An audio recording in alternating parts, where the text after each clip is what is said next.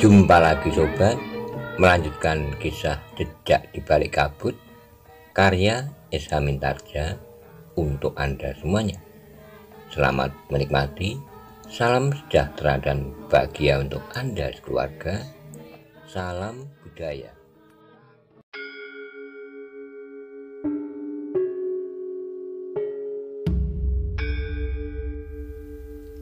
Pada episode sebelumnya dikisahkan, ketika itu Paksi Pamekas dan Wijang sedang mengamati pertemuan antara beberapa wakil dari perguruan, dan tiba-tiba dikejutkan oleh kedatangan sepasang suami istri yang menurut perkiraan Wijang adalah orang tua dari Kemuning.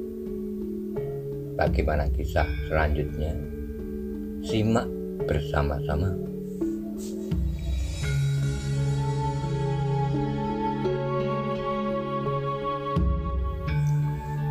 Wijang mengangguk. Ia pun ingin memperhatikan apa yang dikatakan oleh kedua orang laki-laki dan perempuan itu.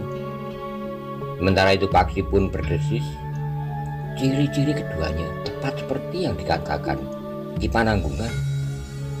Wijang tidak menyaut, tetapi ia memperhatikan laki-laki itu dari ujung kakinya sampai ke kepalanya. Laki-laki itu bertubuh tinggi tegap, wajahnya keras, berkumis lebat, hidungnya seakan-akan tenggelam dalam kelebatan kumis itu. Matanya sipit, tetapi alisnya hampir setebal kumisnya. Sedangkan perempuan yang bersamanya terhitung perempuan yang bertubuh tinggi semampai, mengenakan pakaian yang khusus. Sepasang pedang tergantung di kedua lambungnya. Selempang kulit menyilang di dadanya, menahan berat pedangnya yang menggantung pada ikat pinggang kulitnya. Pada itu, laki-laki itu pun kemudian berkata, "Kalian mengira bahwa kami mendekati tempat ini sambil bersembunyi? Buat apa aku bersembunyi jika yang datang kemari hanya tikus-tikus kecil seperti kalian? Di mana guru kalian? Mengapa mereka tidak datang? Sejak semula guru memang tidak akan datang ke tempat ini. Justru kami baru mempersiapkan kemungkinan agar guru-guru kami dapat bertemu." Laki-laki berkumis tebal itu termangu-mangu sejenak. Dengan nada berat ia pun kemudian berkata, "Aku ingin berbicara dengan guru-guru kalian. Aku tidak tahu apakah guru menganggap penting kalian berdua ikut berbicara tentang persoalan yang teramat penting. Mungkin guru bersedia menerima kalian untuk menghadap, tapi tidak untuk membicarakan sesuatu. Jangan menghina aku. Mungkin kalian merasa kokoh karena kalian adalah bagian dari sebuah perguruan. Kalian menganggap guru kalian masing-masing adalah orang-orang terkuat di dunia kanuragan. Tapi sebenarnya lah perguruan kalian tidak ada artinya apa-apa bagi kami." Tetapi seorang yang bertubuh raksasa dari perguruan Tegalarang berkata, "Kyai Repak Rembulung, selama ini kami memang menganggap kau berilmu sangat tinggi. Tetapi bahwa kehadiranmu yang diam-diam itu justru menimbulkan suara seperti lampor, maka kemampuanmu kami ragukan. Demikian pula Nyi Pupus Rembulung, yang menurut pendengaran kami memiliki kemampuan yang jarang ada duanya. Ternyata juga sangat mengecewakan. Kalian berdua yang digelari sepasang alap-alap lalar perak ternyata telah mengejutkan kami, bukan karena ketinggian ilmu, tetapi justru sebaliknya. Menurut cirimu, kau adalah murid dari perguruan Tegalarang di tepi Kali Progo. Terima kasih atas pengenalanmu terhadap kami berdua serta gelar yang kami sandang. Tetapi jangan mencoba kemampuan kami. Kami memang tidak pernah berniat untuk mendekat dengan diam-diam. Itulah sebabnya kami datang seperti lampor. Tetapi jika ada yang meragukan kemampuan kami, silakan untuk mengatakannya berterus terang. Aku meragukan tataran ilmumu, Ki Repak Rembulung." Namun tiba-tiba saja orang itu menjerit. Ia tidak melihat dengan jelas apa yang dilakukan oleh Ki Repak Rembulung. Namun tiba-tiba saja dari dahinya telah mengucur darah. sebuah batu sebesar telur puyuh telah mengenai dahinya. Jika kau anggap aku curang karena aku menyerang dengan tiba-tiba, maka marilah siapa yang akan menjajaki ilmu dengan cara apapun yang ingin kalian lakukan. Atau barangkali ada yang meragukan kemampuan istriku, Pupus Rembulung. Orang-orang yang ada di lapangan rumput itu berdiri dengan tegang, sementara Repak Rembulung yang digelari alap-alap kelar perak melangkah dengan tenangnya mengelilingi batu persegi yang ada di tengah-tengah lapangan rumput itu. Aku tidak sering menyombongkan diri, tapi jika perlu aku memang melakukannya seperti apa yang aku lakukan sekarang, berkata Repak Rembulung. Tidak seorang pun yang menyaut.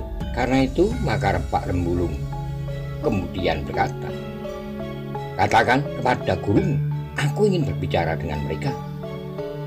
Orang-orang yang berkumpul di lapangan rumput itu diam membeku ketika Repak Rembulung menunjuk mereka seseorang.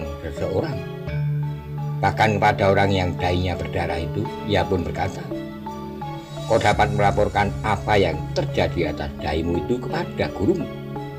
Selebihnya, jika kau sekali lagi menghina aku, maka sebelah matamu akan menjadi buta, karena batu itu akan menghunjam masuk ke dalam matamu.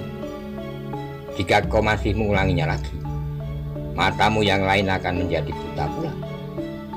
Orang yang dahinya terluka itu berdiri mematung di tempatnya. Ketika darah mengalir ke matanya, ia sama sekali tidak mengusapnya.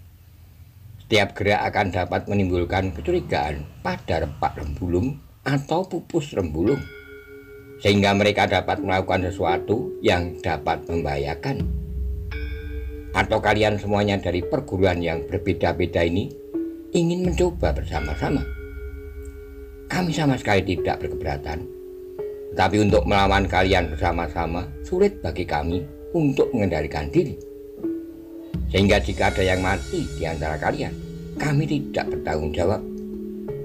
Orang-orang yang ada di lapangan itu masih berdiri mematung, tidak seorang pun yang bergerak atau bahkan menjawab ancaman Repak Rembulung. Dalam pada itu tiba-tiba terdengar suara Pupus Rembulung.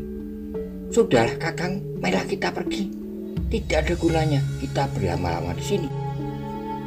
Repak Rembulung mengangguk, katanya, kami akan segera pergi, tapi aku juga ingin semua orang yang ada di lapangan rumput ini pergi. Kalian tidak usah berbicara tentang pertemuan antara pemimpin dan barangkali guru kalian. Biarlah mereka membicarakannya langsung di antara mereka. Ingat, beritahu kami berdua, kami akan datang dalam pertemuan itu. Tiba-tiba saja dengan suara yang bergetar, salah seorang dari Gua Lampin bertanya,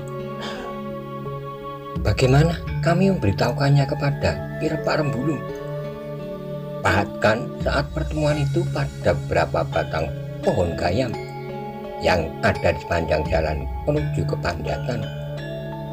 Ki Repak Rembulung tinggal di Panjatan. Aku tinggal di mana-mana, tetapi ingat, jangan mencoba menipu dan membohongi aku.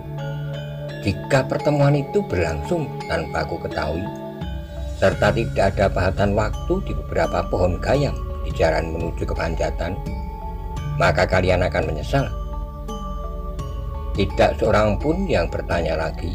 Mereka mengharap agar sepasang alap-alap lar perak itu segera meninggalkan tempat itu. Namun ternyata Pupus Rembulung berkata lantang, cepat tinggalkan tempat ini atau aku harus mengusir kalian. Orang-orang itu pun kemudian telah beringsut meninggalkan tempat itu sebelum mereka sempat menemukan kesepakatan tentang rencana pertemuan antara para pemimpin dan guru mereka. Sedangkan Repak dan Pupus Rembulunglah yang kemudian terakhir meninggalkan tempat itu. Sepeninggal mereka maka Wijang dan Paksi kemudian telah keluar dari persembunyiannya. Namun yang pertama-tama dikatakan oleh Wijang bukan tentang orang-orang yang berkumpul itu, tetapi justru tentang diri mereka berdua. Nah, bukankah kita sudah berhasil meredam suara yang timbul dari gerak-gerik kita? Geseran tubuh dan pakaian kita dengan benda-benda sekeliling kita tidak mampu menyentuh ketajaman telinga kedua orang suami istri itu. Paksi mengangguk-angguk. Ia pun kemudian menyadari bahwa ia pun mampu menyerap bunyi geseran itu. Namun Paksi kemudian berkata, kedua orang suami istri itu menarik perhatian. Yang kau sebut sebagai ayah dan ibu Kemuning itu? Ya, jawab Paksi. Nah, bukankah kau akan bercerita tentang Kemuning? Nanti di rumah aku akan menceritakannya. Sambil bergeser, Wijang kemudian berkata, kita sudah mendengar bahwa orang yang disebut Repak Rembulung itu minta agar ia mendapat isyarat jika diselenggarakan pertemuan antara para pemimpin perguruan yang telah menurunkan orangnya di daerah ini. Paksi mengangguk-angguk pula, katanya, isyarat itu akan dapat kita lihat di pohon-pohon gayam di jalan yang menuju ke Panjatan. Dengan demikian maka kita pun akan dapat hadir pula untuk melihat apa yang akan mereka bicarakan. Mereka tentu akan berbicara tentang cincin istana yang hilang, desis Wijang. Yang menarik, bagaimana mereka mengatur kerjasama di antara mereka itu. Yang lebih menarik lagi adalah kehadiran Repak dan Pupus Rembulung itu. Paksi termangu-mangu sejenak, namun tiba-tiba saja Wijang menarik Paksi sambil berkata, kita akan pulang, kita akan melihat apakah ada 1-2 orang yang tersesat di gubuk kita. Selebihnya, kau akan bercerita tentang Kemuning yang kau sebut anak Repak dan Pupus Rembulung itu. Paksi tidak menjawab, apalagi Wijang masih saja menariknya berjalan di lereng yang ditumbuhi pohon-pohon perdu itu. Ketika mereka sampai di gubuk kecil yang tersembunyi, mereka pun berlega hati, tidak seorang pun di antara orang-orang dari berbagai perguruan tersesat sampai ke gubuk kecil mereka. Ketika mereka kemudian duduk di dalam gubuk sambil menghirup wedang seri yang sudah dingin, Paksi telah bercerita tentang seorang gadis yang bernama Kemuning. Menurut pamannya, Ki Penanggungan, kedua orang tua angkat Kemuning adalah petualang pula. Menurut ciri-cirinya orang tua angkat Kemuning itu, tentu Ki Repak Rembulung dan Nyi Pupus Rembulung itu. Sayang, berkata Wijang, jika saja keduanya tidak terjerumus ke dalam petualangan yang dapat mengotori namanya. Apakah kita dapat mencoba menghubunginya? Bertanya Paksi. Jangan tergesa-gesa. Yang terjadi mungkin justru sebaliknya dari yang kita inginkan, desis Wijang. Meskipun demikian, ia melanjutkan, tetapi pada saat yang tepat kita akan dapat mencobanya. Paksi menarik napas panjang, katanya, rasa-rasanya masih ada kemungkinan.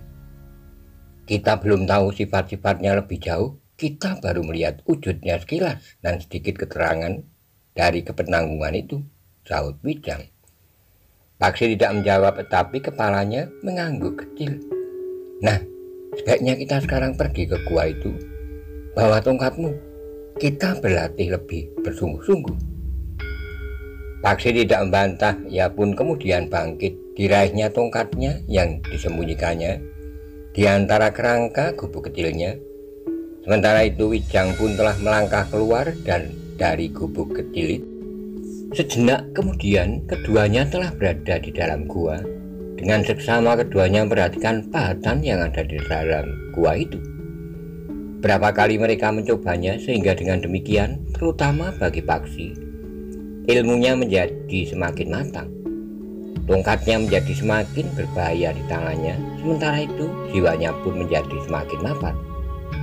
Ia sudah berhasil menguasai keseimbangan antara perasaan dan penalarannya saat-saat ia mengeterapkan ilmu puncaknya. Ternyata apa yang dilakukan Wijang justru melengkapi apa yang pernah diwariskan oleh Ki Martopriwo kepada Paksi. Di hari berikutnya maka keduanya telah pergi menyusuri jalan menuruni kaki Gunung Merapi. Mereka kemudian telah memasuki sebuah jalan yang agak lebih lebar dari jalan setapak, jalan yang menuju ke Panjatan.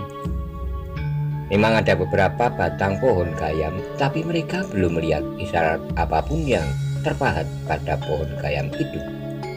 Namun keduanya sadar bahwa mereka harus berhati-hati karena mereka akan dapat bertemu dengan Ki Repak Rembulung dan Nyi Pupus Rembulung. Mungkin 2 atau 3 hari lagi, berkata Wijang. Bukankah mereka harus membicarakannya lebih dahulu?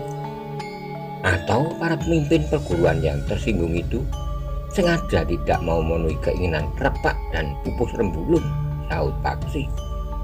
Kemungkinan itu memang dapat terjadi, tetapi aku mengira bahwa para pemimpin perguruan itu akan memberitahukan rencana pertemuan itu justru untuk menjebaknya. Paksi mengangguk-angguk, katanya. Setiap hari kita akan melihat apakah mereka telah memahatkan pesan itu. Dengan kemungkinan terburuk, kita akan bertemu dengan orang yang sedang memahatkan pesan itu, atau suami istri orang tua angkat Kemuning itu. Dengan serta-merta Paksi berpaling, dipandanginya Wijang dengan dahi berkerut.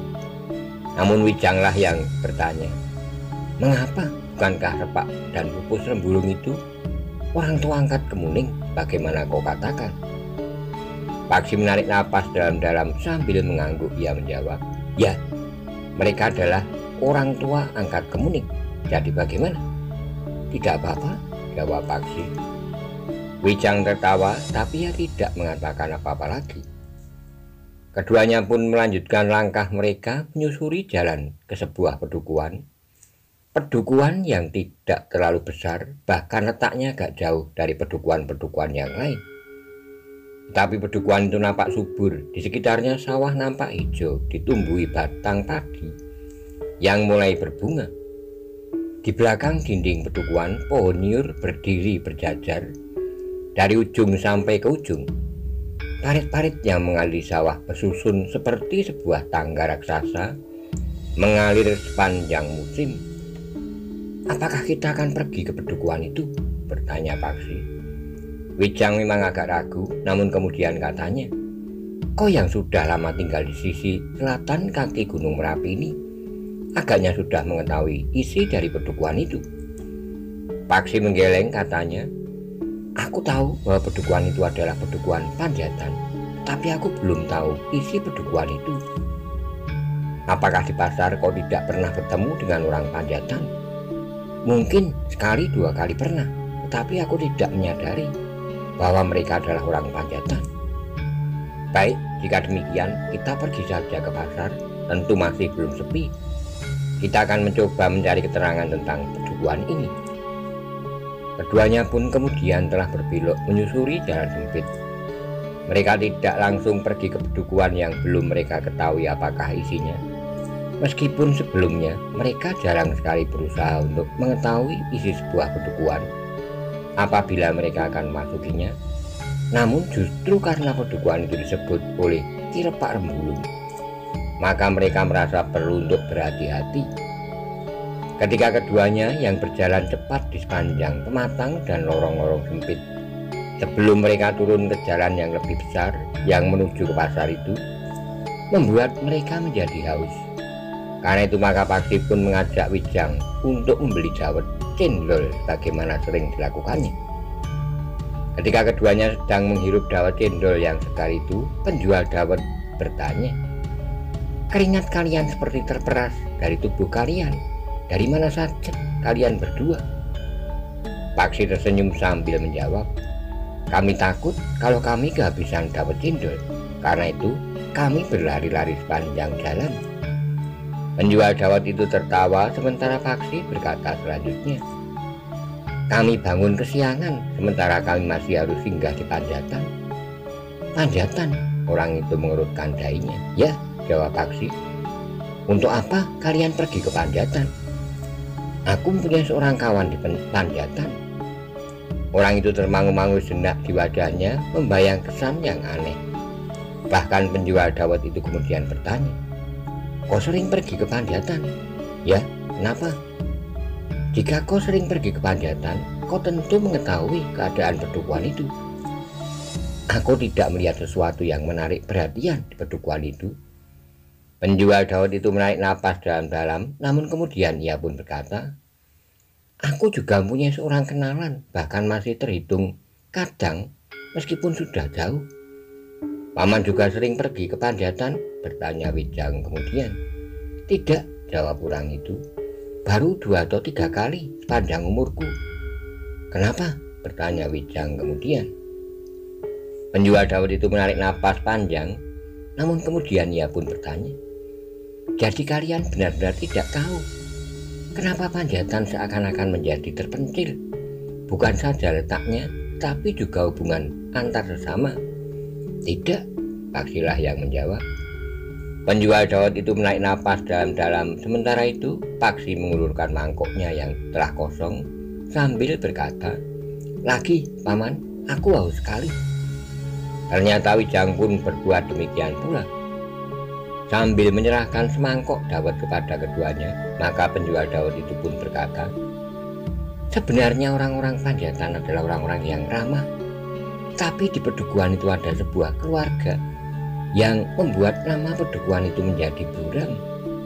Hanya satu keluarga? Bertanya Paksi. Mula-mula, tapi kemudian anak dan cucunya juga mewarisi sikap dan tingkah lakunya, sehingga yang satu keluarga itu telah membuat Panjatan menjadi daerah hitam. Orang-orang Panjatan yang lain tidak berbuat sesuatu, tidak seorang pun yang berani menegur mereka. Sementara itu keluarga itu memang tidak pernah mengganggu orang-orang Panjatan sendiri. Paksi dan Wijang mendengarkan cerita penjual dawet itu sambil mengangguk-angguk. Sementara itu penjual dawet itu pun berkata, terhadap orang yang mereka anggap asing, keluarga itu tidak menyukainya. Jika ada orang yang tidak mereka kenal, mereka segera menemuinya. Jika pertanyaan-pertanyaan mereka tidak dapat dijawab dengan baik dan meyakinkan, maka orang itu akan segera diusir dari Pedukuhan itu.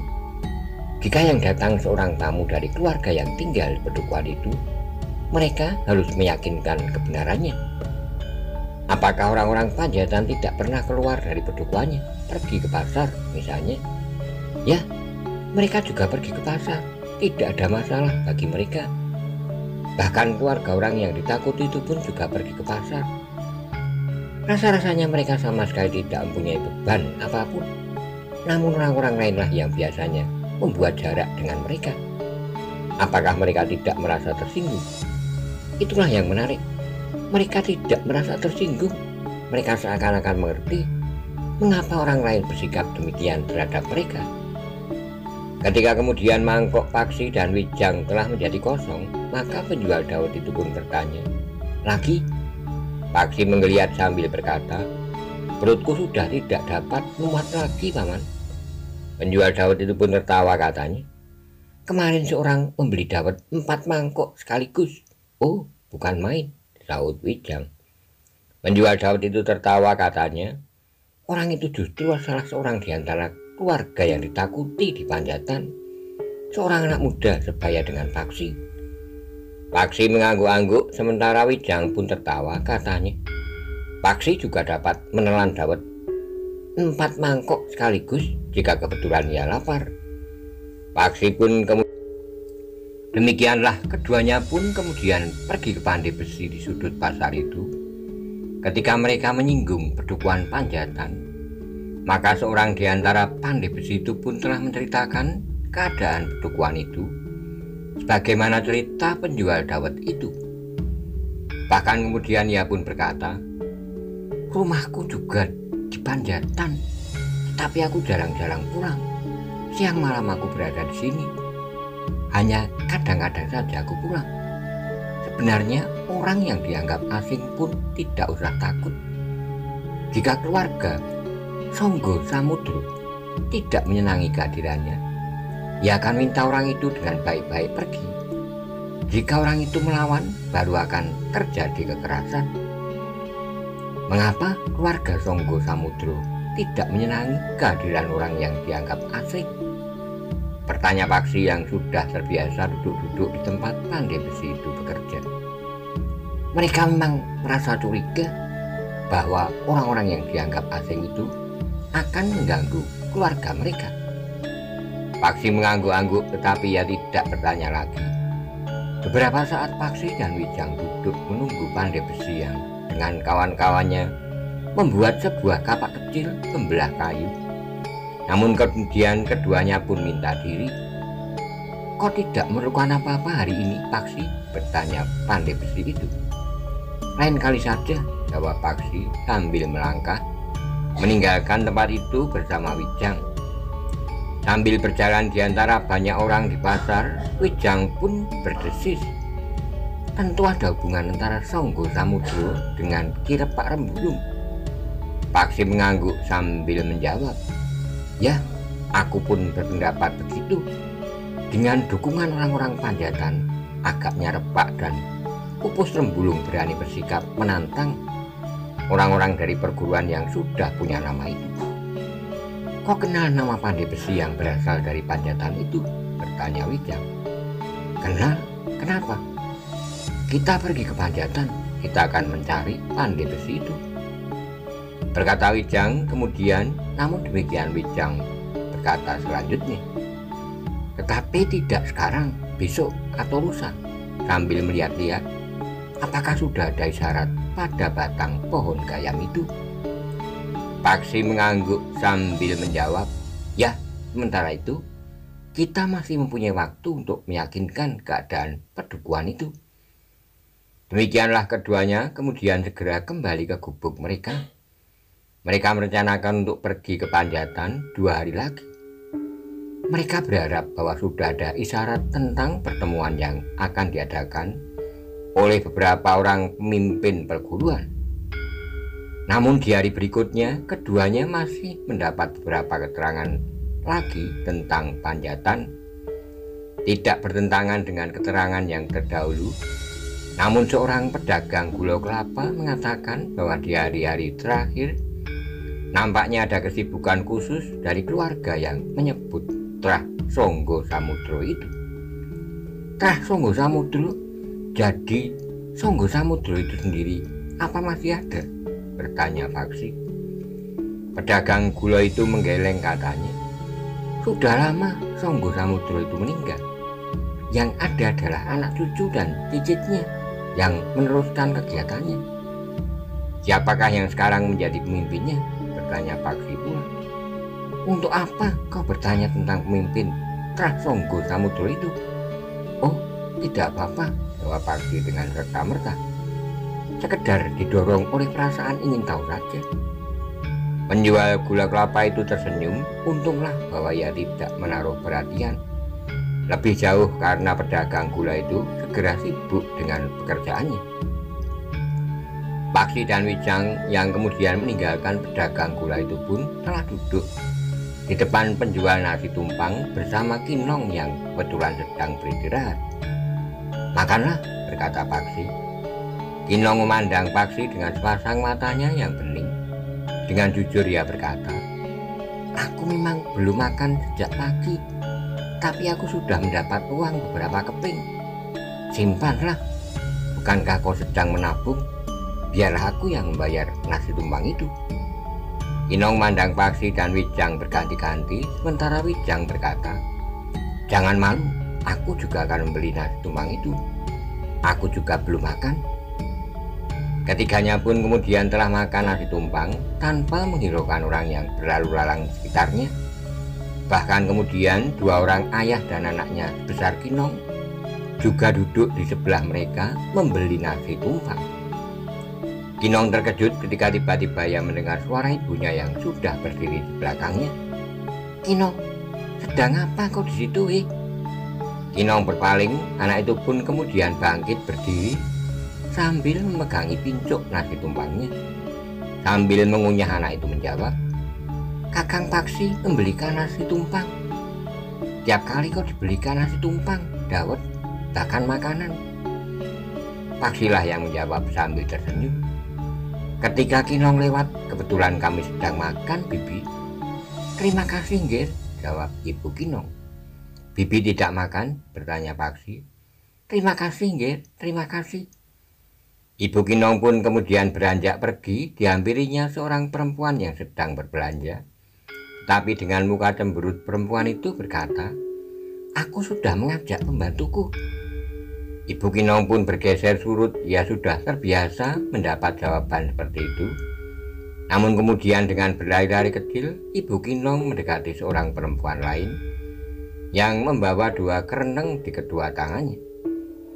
Berbeda dengan orang yang pertama, maka perempuan itu tersenyum sambil berkata, "Aku kira kau tidak ada di pasar hari ini, yuk. Tanganku sudah pedih membawa kereneng itu. Aku kira Nyi Penny tidak berbelanja hari ini.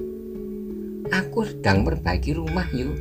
Di rumah yang datang untuk sambatan kira-kira 15 orang atau bahkan lebih." Ibu Kinong pun kemudian dengan cekatan memasukkan kedua kereneng itu ke dalam bakul yang diberinya serumbung. Kemudian ia pun melangkah mengikuti perempuan yang sedang berbelanja.